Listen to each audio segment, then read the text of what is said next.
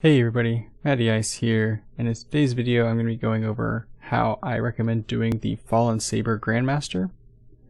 So for this one, since it's so fast and easy, I'm going to be showing a lot of the gameplay and just adding my commentary throughout. So just let me know what you think about that in the comments below. If you like that, prefer my previous videos where it just kind of summarizes encounter by encounter. So yeah, just let me know what you think.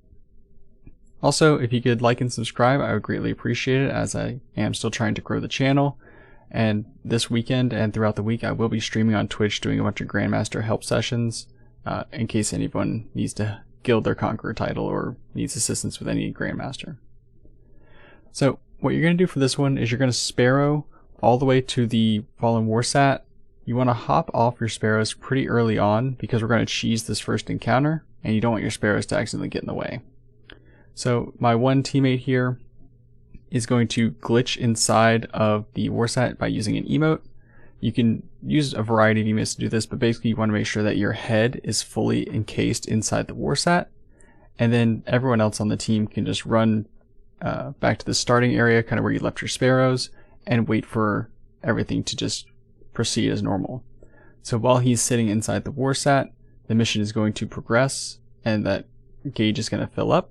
And once it hits 100%, all the enemies except for the champions are going to despawn. So then once that's happened, you just have to pop up, kill the 3 champions. It's going to be 2 overloads, 1 barrier, and then you can proceed as normal. As far as loadouts go for doing this, since it is arc burn, a Trinity Ghoul is always a great one. You can throw an overload on that if you want. Also, you can do Storm Chaser or any other arc linears. I've seen people do arc rockets such as Hothead and like a galley combo. For barrier, I prefer doing Scout Rifle, just that we don't have to worry about ammo, but Arbalist, Wish Ender, any of those, never a bad choice.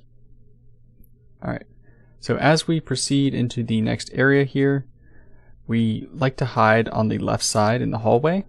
So there's this little area that some of these ads run out from. This is a great cover spot. The only thing you have to worry about while you're in here is there is an ad spawn door that spawns a couple marauders, so you just got to keep a lookout for that. So my teammates are covering that door while I look out at the other side shooting some of the other ads. Occasionally there will be marauders or vandals that sneak their way in through this other entrance, so you just got to keep an eye on that. And very rarely the barrier will position himself, the barrier champ will position himself in such a way that it protects somebody who's in the hallway. If that happens, you just have to try and navigate around them and get far enough away from the barrier to where you can kill them pretty easily. So once you've cleared out this room of ads, it's going to take you a minute, so just take it slow. There's no real rush here. But once you've cleared this section out, what you want to do is return to the entrance to where you started, and then you can kill the 2 overloads as they spawn. This is more easily done if you have an Arc Titan, especially this season, but you can just stun them and then Thunder Crash them to kill. So to pull this off, you have one person stand at the entrance to activate the fuse and break it, while the other 2 stand here ready to stun, and then it's just a matter of clearing out the rest of the ads, and the other person should be able to hide in that hallway and survive on their own. If not, it's fine. The 2 of you should be able to finish everything else yourself and res them.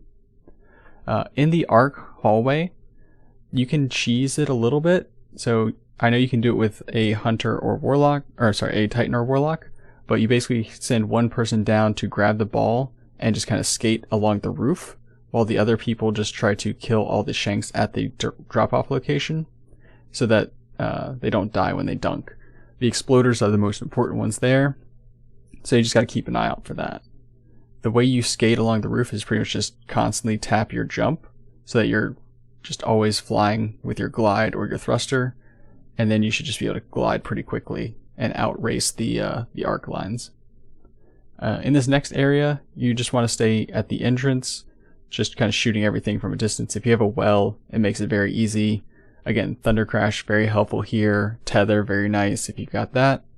But this is just more ad clear, and then same for the next room.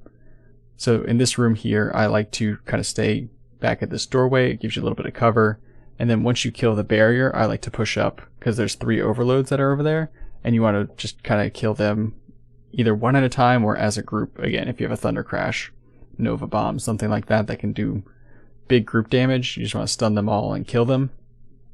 And again, Arc Titan, just so overpowered this season. If you have the Storm Grenade build, a couple Storm Grenades just kills a stun champion. So you can see our ally goes in, he kills 2 Overload Captains, and the other one's half dead. So this is a pretty easy cleanup on our end.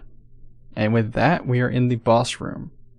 So with the boss room, you want to make sure that you come down the slide away from the wall. Sometimes you can get glitched out and killed yourself on the wall, so just be careful with that. In the boss room, for the first 2 phases, you want to stay on the right side over here.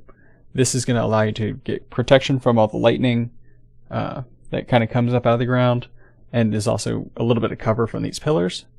So you're going to keep doing damage to the boss with your heavy arc weapons. Again, do just extra damage, so recommend that. You also want to just make sure you can kill the barriers. Sometimes they like to hide, and just clear ads. Shanks are going to be your biggest threat here for the most part. So once you've cleared all the shanks and the barriers, after the first health gate, on the second health gate here, some of the exploder shanks will start to spawn, and he uses a sniper shot.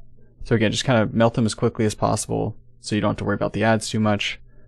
And then you want to move to the left side of the room after you've cleared the barrier champion. So there's a little bit of rotation going on here, but for the most part, there's only 2 spaces you have to kind of keep an eye on. Right side for his, like the first half of his health, left side for the second half of his health. Definitely be cautious of the snipers. The sniper shanks do use arc damage, and since arc damage is buffed, it's gonna do a lot of damage to you. They'll probably 2-tap you, maybe 3-tap you if you have high enough resilience and like a little bit of health regen. Alright, so you can see here, after we've cleared everything, we go to the left side. Boss is going to stay in the middle until you get him down to that last health gate.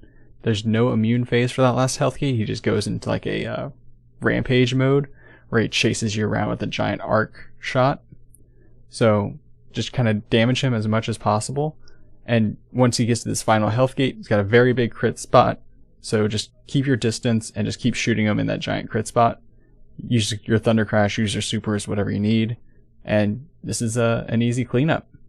So with that, I hope this helped. And again, if you could like and subscribe, I'd greatly appreciate it.